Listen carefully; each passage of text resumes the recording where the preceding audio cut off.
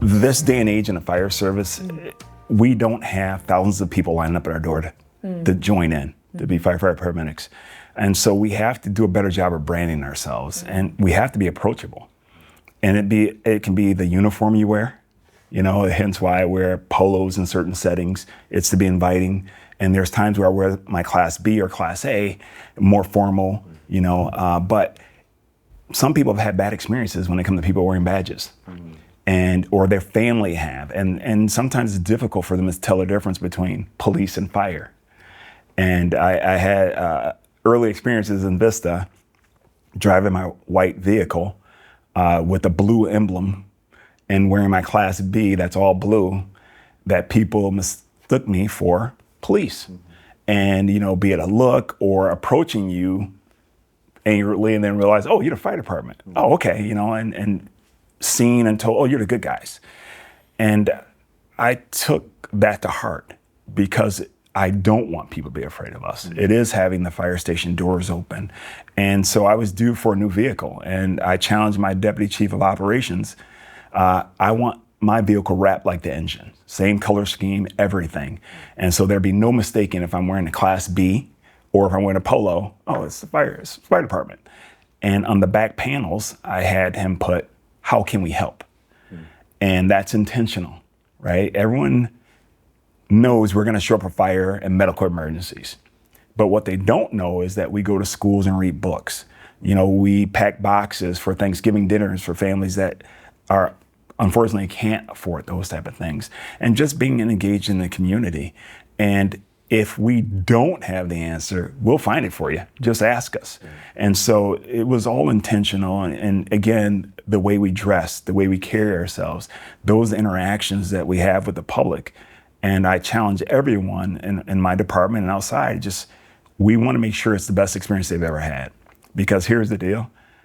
They remember you. You may not remember them because we see so many people. And you want them to come up and say, hey, you might not remember me, but I remember you and how you made me feel when you took care of my mother or me or this, that, and the other. It's a wonderful thing, but we have to be approachable. The days of us being standoffish, surround ourselves with security gates and this, that, and the other, and everyone's a criminal, keep the doors locked and not engaged, those are behind us. And if they're not, I will tell you this, your department's failing, 100%. Yeah, I think it's very, very aware of it in the time that we spend together of how you carry yourself in spaces and how much attention you pay to the impact you have in those spaces.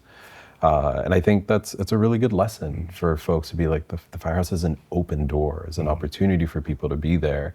And even experiences like this where people can see you, they're gonna watch this on YouTube, they'll watch it online, they're gonna have experiences where they're like, oh, this might change. Maybe I'm gonna go knock on the door of the fire just to say hello. And I love that, I love that. And thank you for the opportunity to do this because that's what I want.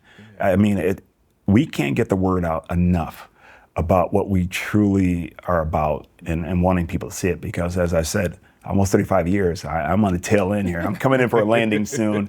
And we have to have people that are passionate about the profession, passionate about the community, take our seats. And if not, as a service, we're doomed, we're gonna fail. We're gonna be seen as occupying forces, not the community fire station or firefighters. And that's when we'll be in trouble. Yeah. It's clear that you think actively about how you show up in spaces. We've talked about the car wrap, about how you communicate with folks, the impact that you have with others, both in your mentorship you received and the mentorship you give folks, and creating a culture of trust, being a two-way conversation with the community. What helped you develop this mindset? Again, I go back to my childhood. It's just when you see your grandma or your great-great aunt open their homes to complete strangers, and if it's food, clothing, or anything like that, or they need a safe space to sleep, you realize like, oh, it's about giving back. And that was one of the things that I love being a very young kid in the community we served, or I lived in at the time, seeing that. And so it was always remembering that having empathy and seeing amazing examples of resiliency that, We didn't have heat. Sometimes we didn't have lights, but it was never that woe is me. It was like, nope, this too shall pass. And you just got to be able to be ready to go when it does and not judge others that may not have the nice furniture or the nice clothes, right? And so it becomes that it's instilled in your DNA, and it's just like, I'm not here to judge anyone. I'm here to help any way I can. And if I can't, I will tell you that. But I'm always trying to figure out a way to help. I don't like disappointing people, so to speak. And I've had, a couple of close people tell me, Gerard, that's your Achilles heel. You tend not to give up on those that you should. And that's their opinion. It's not mine. But it's just a love for humanity and knowing that there's a better space for all of us if we just look out for each other. And I know people did that for me. Some I knew, some I didn't. And it's just carrying that mantle and just kind of, let's meet people where they're at. Let's help them get through and not look for any pats on the back or accolades, you didn't mention me in your acceptance speech, that type of thing, but just sincerity. It's that I've been through a lot, I've seen a lot, and I don't wish some of the things I went through on anyone, but I wouldn't change it for my life because it made me who I am. It's put me in a platform that I'm able to assist.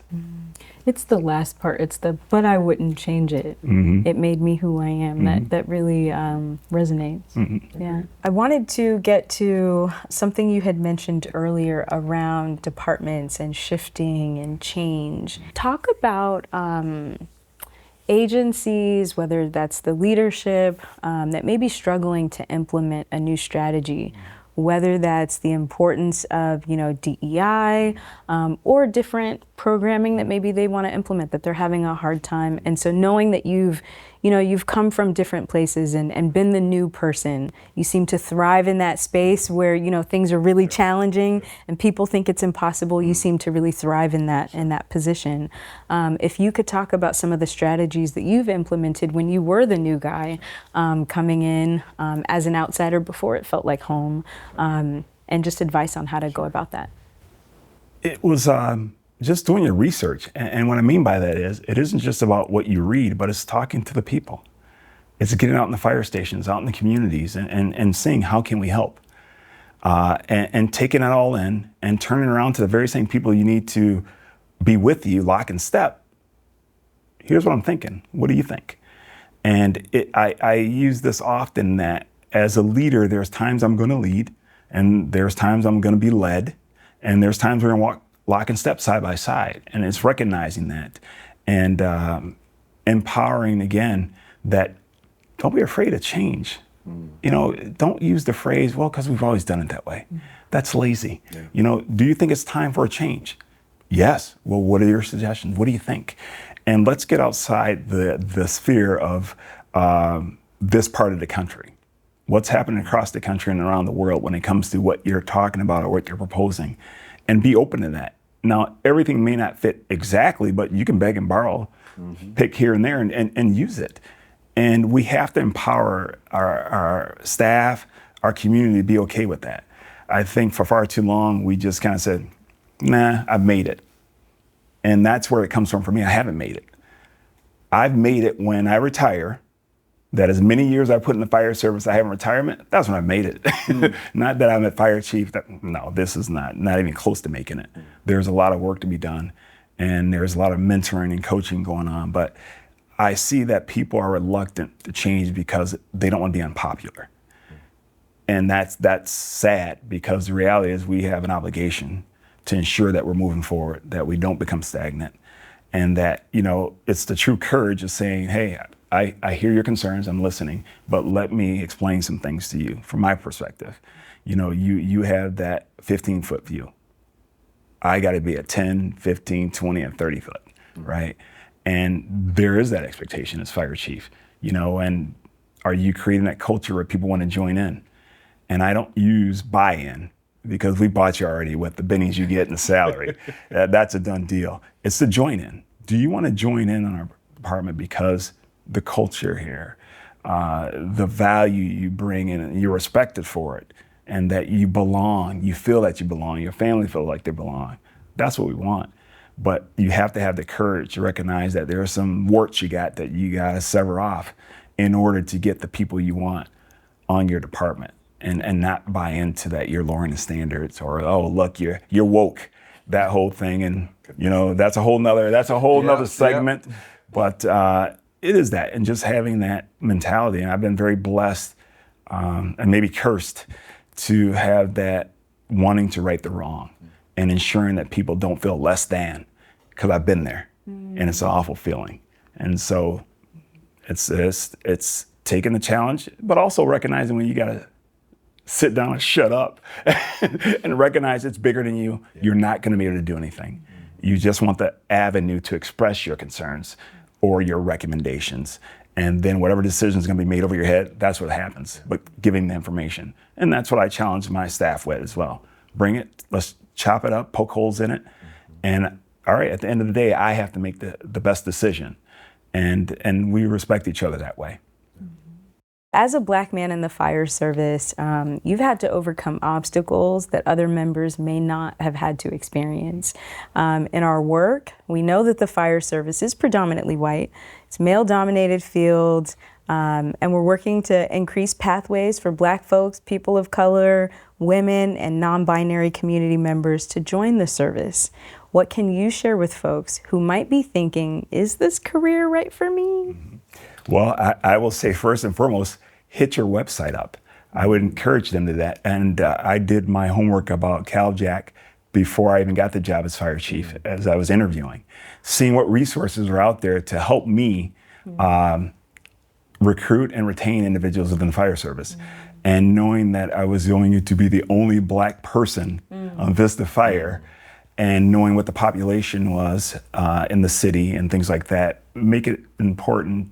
It had to be important for me to ensure that I had resources that could help me. And so your organization, it's amazing, and to realize how far back this goes when you talk about the commission and that this goes back to 2005. And I'm like, wait, hold on. They've been doing this how long? And we got to use them some way, somehow. And that's the first component of it, because that shows that there's organizations where it's labor and management coming together and recognize the importance of being inclusive. And again, it's intentional. Your mission statement and the things and programs that are available, preparing for interviews and the CPAT and these type of things that wasn't around when I was coming up. And steering people there, but more importantly, opening the doors to your fire station. I challenge our people all the time. You want to fill the vacancies, but what are you doing? What are you saying at the kitchen table?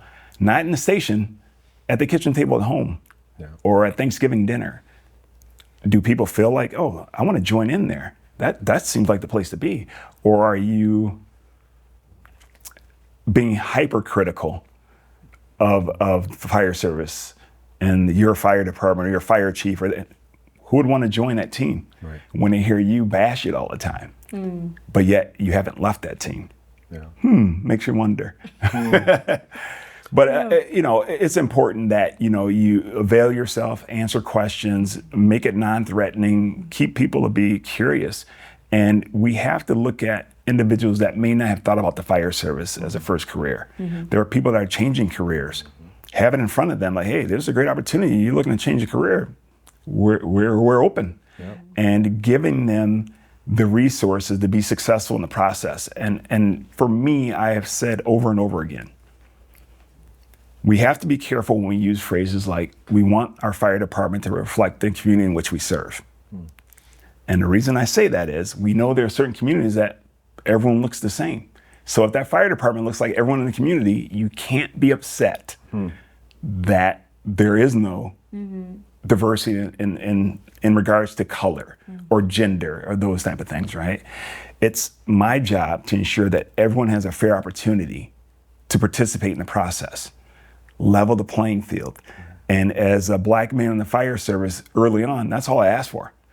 And I would challenge people. I said, I could put myself up against anyone because I'm going to prepare like no one else. And it was going through the promotional exams and knowing I saw flaws in them. I was participating. I just had to get in a position to change them. And I've taken that everywhere I've gone, especially when you start looking at leadership roles. Why do we have someone that's going for a deputy's position or a fire chief's position, we're reading the question to them.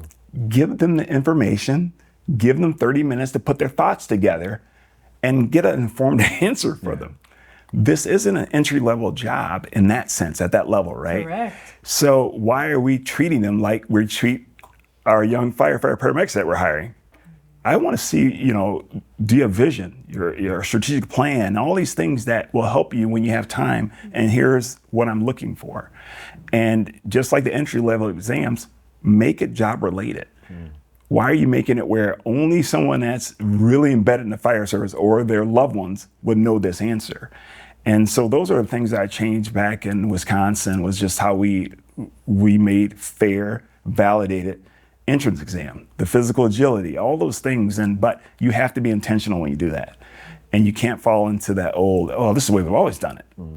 Well, we see the numbers. We know what this is doing. We know how this came about.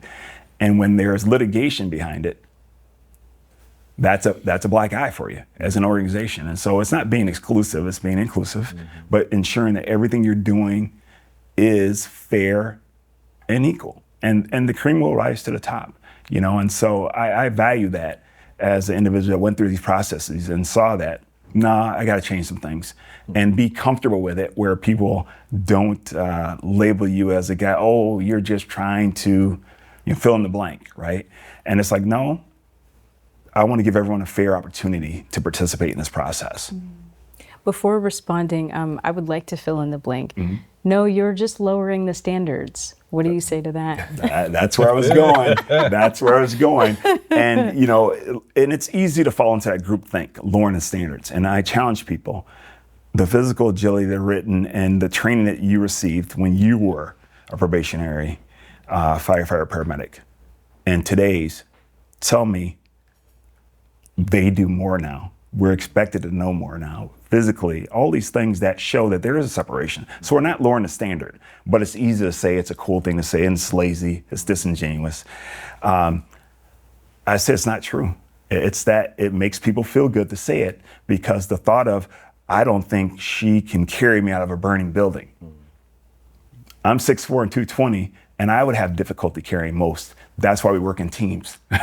No one's doing this by themselves. And so when you don't share that information, or when your marketing shows this 5-alarm fire for everything versus our involvement in the community and the things that we do, large portion of our incidents are medical emergencies. But yet we show everything that shows flames and death and destruction. It can steer people away, especially in certain cultures. And I can speak for myself that African-American community, the matriarch, my grandma, she was concerned about me going to the fire service. Baby, you can die in there. Baby, you can burn to death. She lost a brother a few years earlier to a house fire. And so now I'm talking about, hey, I'm gonna be a firefighter. It terrified her. But I get it. On television, what's sexy? It's that blazing fire and they go charging in. It is the most dangerous part of what we do, no doubt about it. But it's a small percentage. And so that's why we have to train. We have to have the equipment. And so kudos to you all, because you read the first couple of paragraphs on your website, and it's definitely intentional and it's consistent. And I appreciate this. Well-trained and qualified individuals. Words matter. Yeah. And when I read that again, I was like, they're on this one. I got to join in with them, because I get it, and why you kept saying it, why it's kept being said over and over again.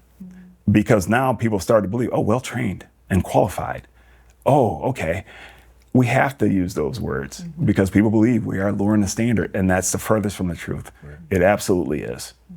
Cal-JAC has been around, for 40 plus years, and so it's incredible to know that, people do utilize the resources and benefit from the information that's there. And so I can say I've been working here over a decade, and the passion that I started with, that the leadership had when I started with, is still there throughout my tenure here, along with, my many bosses who've been here significantly longer than myself.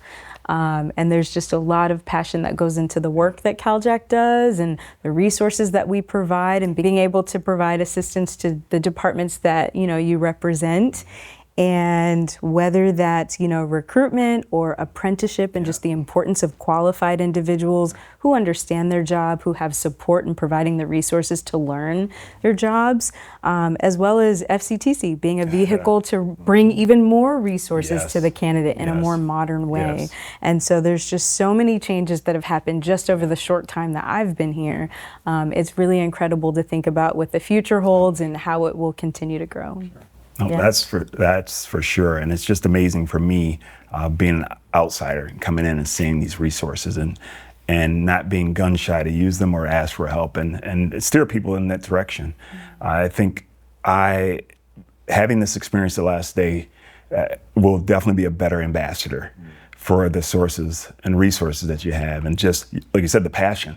It's amazing to walk through the halls and then talk to staff and everyone, and just the enthusiasm they have and wanting to make a difference. That's a big deal. It really is, and it's just reminding everybody that you are here and that you're open for business, and it's about all of our success, and so not being afraid to reach out.